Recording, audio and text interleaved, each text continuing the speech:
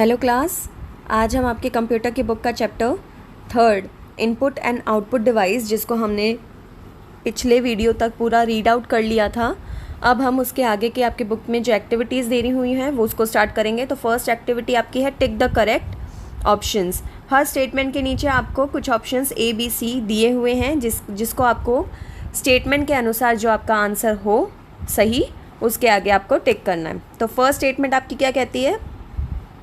A part और tool that does a particular job is called. कोई भी tool या पार्ट है जो पर्टिकुलर जॉब करता है उसे क्या कहते हैं? A कीबोर्ड, B डिवाइस और C CPU। तो उसे B डिवाइस कहते हैं। कोई भी डिवाइस है जो पर्टिकुलर उस काम को करता है उसे वो डिवाइस कहते हैं। ओके, तो B डिवाइस के आगे आप टिक कर देंगे। सेकेंड है आपका वर्किंग ऑन अ डाटा और इनपुट इज़ कॉल्ड। इनपुट या फिर कोई डाटा इंस्ट्रक्शंस पे कुछ जो काम होता है देने के बाद में उसे क्या कहते हैं? तो उसे प्रोसेसिंग कहते हैं। प्रोसेसिंग होता है उन डाटा या कमांड्स पे। तो A ऑप्शन आपका प्रोसेसिंग है, उसके आगे आप टिक कर देंगे।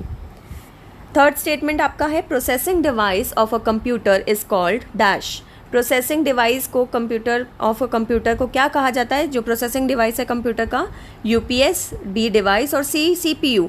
तो हमें सब पता है CPU एक प्रोसेसिंग डिवाइस है।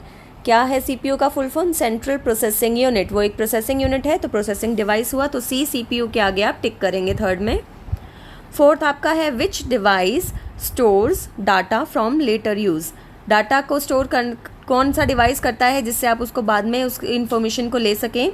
तो A ऑप्शन है स्टोरेज डिवाइस। स्टोरेज डिवाइस में सारे इन्फॉर्मेशन स्टोर होती है, तो A ऑप्शन के आगे आप टिक कर देंगे।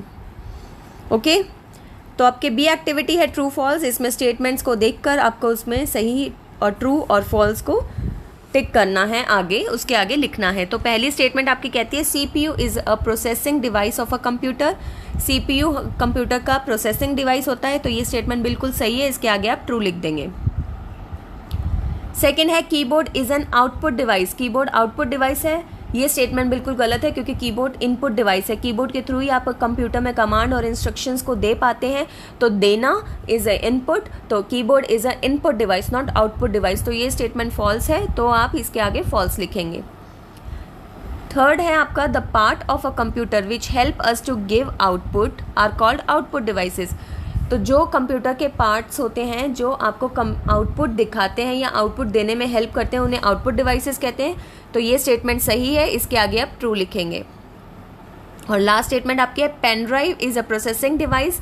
क्या पेन ड्राइव प्रोसेसिंग डिवाइस है? तो ये बिल्कुल गलत है क्योंकि पेन ड्राइव एक स्टोरेज डिवाइस है। एक्सटर्नल स्टोरेज में आता है पेन ड्राइव, जिसमें आप अपने कोई भी डाटा या डॉक्यूमेंट्स को स्टोर कर सकते हैं और एक जगह से दूसरी जगह लेकर जा सकते हैं। तो ये स्टेटमेंट भी फॉल्स है, तो इसके आगे आप फॉल्स लिखेंगे। नेक्स्ट चलते हैं, आपका C एक्टिविटी है filling the blanks. Red option में रेड जो आपके ऊपर बॉक्स है उसमें आपको हेल्पिंग बॉक्स दिया हुआ है, आपको कुछ वर्ड्स दिए हुए हैं। उन वर्ड्स को इस स्टेटमेंट में किस तरीके से अरेंज करना है और ब्लैंक में जो ब्लैंक के साथ स्टेटमेंट के साथ सही जाता हो वो वर्ड को यहाँ पर हम फिल आउट करेंगे। तो फर्स्ट स्टेटमेंट कहती है dash device help us to give data to the computer. कौन सा डिवाइस जो होता है डाटा कंप्यूटर को देने में काम में आता है? इनपुट डिवाइसेस जो होते हैं वो हम जिसके थ्रू हम डाटा कंप्यूटर को दे पाते हैं। तो पहले में ब्लैंक में आप लिखेंगे इनपुट। सेकेंड है आपका working on a data is called dash. Data के ऊपर जो वर्किंग होता है उसे क्या कहलाते हैं? उसे प्रोसेसिंग कहलाते हैं। तो सेकेंड फिलिंग द ब्लैंक्स में आप प्रोसेसिंग को फिल करेंगे। थर्ड है आपका speakers are dash device. Speaker किस तरीके के डिवाइस होते हैं? Speaker is an output device. वो आपको म्यूज़िक सुनाई देता है, आपको म्यूज़िक देते हैं, तो देना इज़ एन आउटपुट, तो वो आउटपुट डिवाइस होते हैं स्पीकर। तो थर्ड के ब्लैंक में आप आउटपुट को फिल करेंगे। और फोर्थ आपका है dash device is a device that stores data for later use. कौन से ऐसे डिवाइस होते हैं जो बाद में जो हमारे डाटा को स्टोर करते हैं जिससे हम उसको बाद में रिट्राइव कर सकें या ले सकें? तो storage devices is a device that stores data for a later use. तो 4 के ब्लैंक में आप स्टोरेज को फिल करेंगे। तो इस तरीके से ये A to C एक्टिविटी है, आप करेंगे।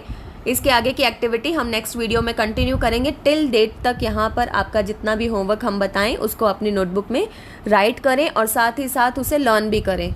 Okay, thank you.